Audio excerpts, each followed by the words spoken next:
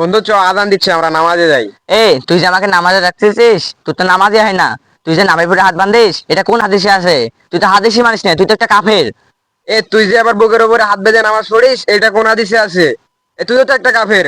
তুই যে আমাকে কাফের বলছিস, তুই হাদিসে কি বুঝিস? তুই হাদিসের কি বুঝিস?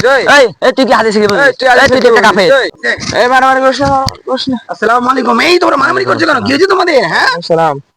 হুজুর, এরা দুই কাফেরই মারামারি লাগছে। মানে ই হচ্ছে নাভের উপরে হাত বাঁধে, এর জন্য ইও কাফের বলতেছে। আর ই হচ্ছে বুকের উপরে হাত বাঁধে, এর জন্য ইওকে কাফের বলতেছে। আল্লাহ, এটা তো দুজনই মুসলমান। তো এ কাফের বলছে আর এ কাফের বলতেছে, তাহলে এটা তো দুজনই কাফের হয়ে যায়। তাহলে মুসলমান কেডা? হুজুর আমি, তুমি মুসলমান মানে কি হবে?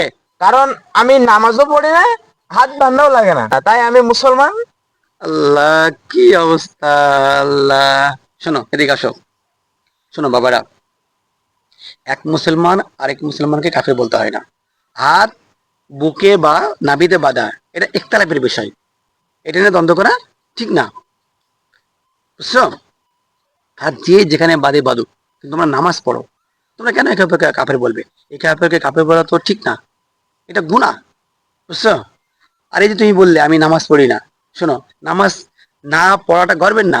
নামাজ না পড়ে মুসলমান হওয়া যায় না। কারণ মুসলমান আর কাফেরের মধ্যে পার্থক্য হলো নামাজ। মমিন নামাজ পড়বে, বুঝতে পারছো? সুতরাং নামাজ না পড়লে মমিন হওয়া যায় না। তাই নামাজ 5 ওয়াক্ত পড়তে হবে, ঠিক আছে? নামাজ কি 5 ওয়াক্ত পড়তে হবে। আর কেউ কাউকে কাফের বলবে না, এটা খুবই খারাপ। এক কাফেরকে কাফের বলবে কেন? কাফের বলা তো অপরাধ, এটা তো গুনাহ। কখনো এক মুসলমান এক মুসলমানকে কাফের বলবে না। যে যার হাত বাঁধে বাঁধুক, যার দুটোই জায়েজ আছে।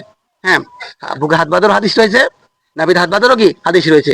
যে যেটা মানছে মানুক, কিন্তু তোমরা নামাজ পড়ো এবং মিলেমিশে থাকো। তোমরা নিজের মধ্যে কলহ করো, দ্বন্দ্ব করো, তাহলে হবে? তাহলে মুসলমানদের ঐক্য নষ্ট হবে না?